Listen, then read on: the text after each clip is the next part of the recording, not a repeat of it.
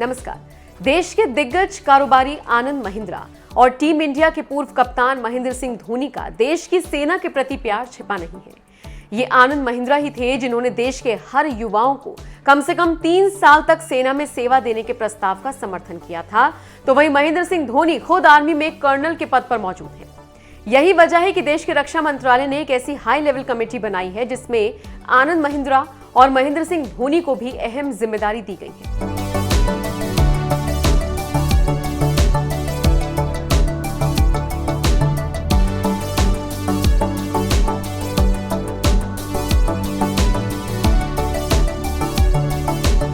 दरअसल रक्षा मंत्रालय युवाओं को सुरक्षा, रक्षा और अनुशासन का पाठ पढ़ाने वाले नेशनल कैडेट कोर यानी एनसीसी को बदलते वक्त के साथ और भी प्रासंगिक बनाने के लिए एक हाई लेवल कमेटी बना चुका है। ये कमेटी एनसीसी की व्यापक समीक्षा करेगी और सबसे बड़ी बात यह है कि एनसीसी को और भी बेहतर बनाने के लिए राजनाथ सिंह के रक्षा मंत्रालय ने उद्योग जगत की जानी मानी हस्ती आनंद महिंद्रा को और महेंद्र सिंह धोनी को यह अहम जिम्मेदारी सौंपी है। ये जिम्मेदारी मिलने पर खुद को सम्मानित महसूस कर रहे आनंद महिंद्रा ने ट्वीट कर कहा, मैं इस असाइनमेंट के लिए तत्पर हूं क्योंकि मेरा स्कूल लॉरेंस लवडेल कार्यक्रम में सक्रिय भागीदार था और मैं एयर विंग था। आनंद महिंद्रा जिस स्कूल की बात कर रही हैं वो द लॉरेंस स्कूल तमिलनाडु के नीलगिरी में स्थित है, जिसके founder brigadier general sir Henry Montgomery Lawrence थे।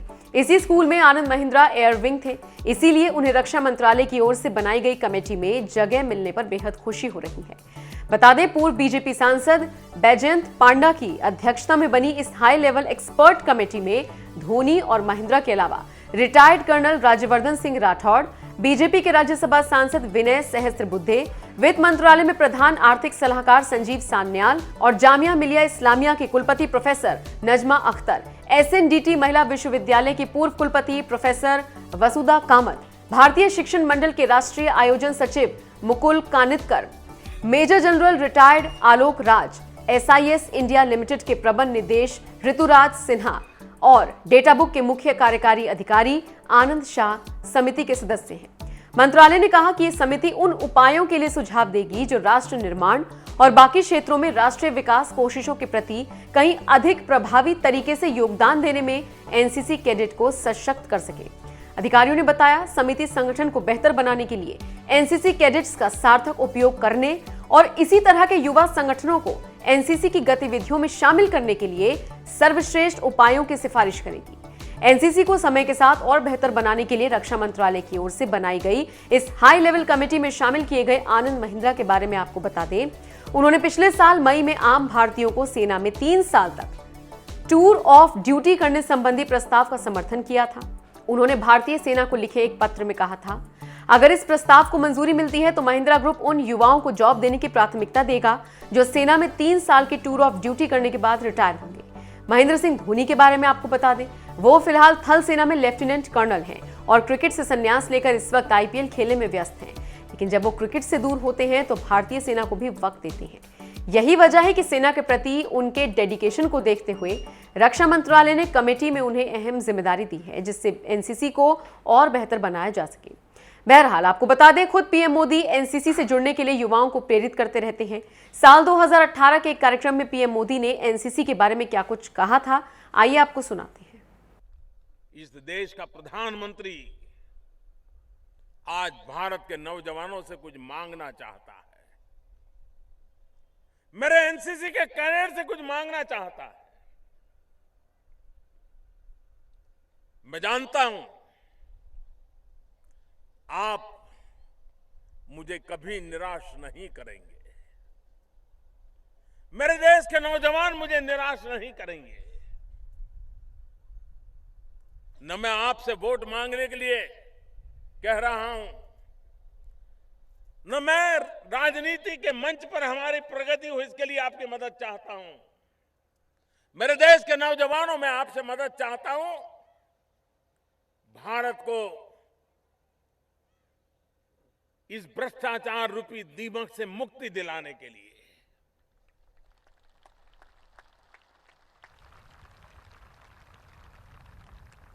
आपको लगता होगा कि हम क्या कर सकते हैं, आपको लगता होगा कि ज्यादा से ज्यादा हम किसी को कुछ देंगे नहीं।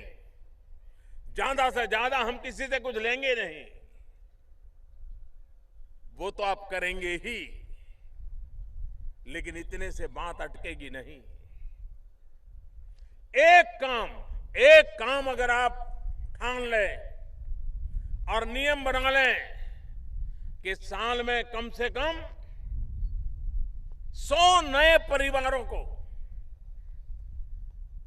मैं इस काम के लिए जोड़ूंगा। वो कौन सा काम है? अगर अकाउंटेबिलिटी आती है, ट्रांसपेरेंसी आती है, तो अपने आप चीजों में बदलाव आता है। क्या आप तय कर सकते हैं कि अब हम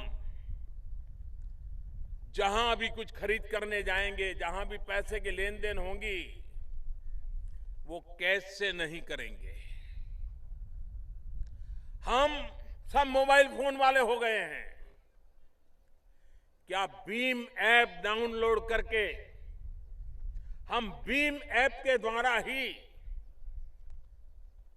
हर चीज खरीदेंगे और जिस दुकान से लेते होंगे, जिस स्टोर में जाते होंगे, जिस मॉल में जाते होंगे, उन पर भी आग्रह करेंगे कि नहीं, ये आपको करना होगा। आप इसकी आदत डालिए। आप देखिए इतनी ट्रांसपेरेंसी आना शुरू हो जाएगा, इतनी अकाउंटेबिलिटी सरल हो जाएगी कि हम भ्रष्टाचार मुक्त भारत की दिशा में मजबूत कदम उठा पाएंगे। किसी राज्य से दोस्त बनाए क्या?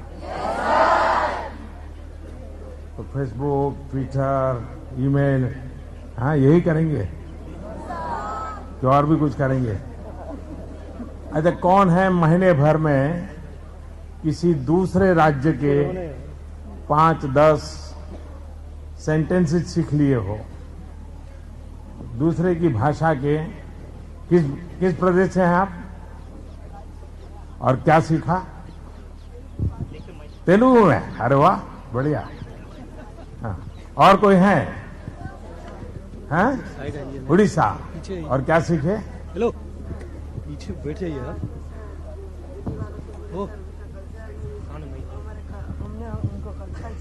हैं? कैसे सिखाया? सिखाया सर, उन्होंने हमारा ओडिसी का फॉर्म सर आगे जा रहे हैं महाराज, इम्प्रूव किया है सर, फॉलो किया है सर। बोल दूंगा मैं उनको सर। आप में से कोई है जिन्होंने कोई न कोई दूसरे राज्य की भाषा के 5-7 चीजें सीखने का प्रयास किया और सीख ली?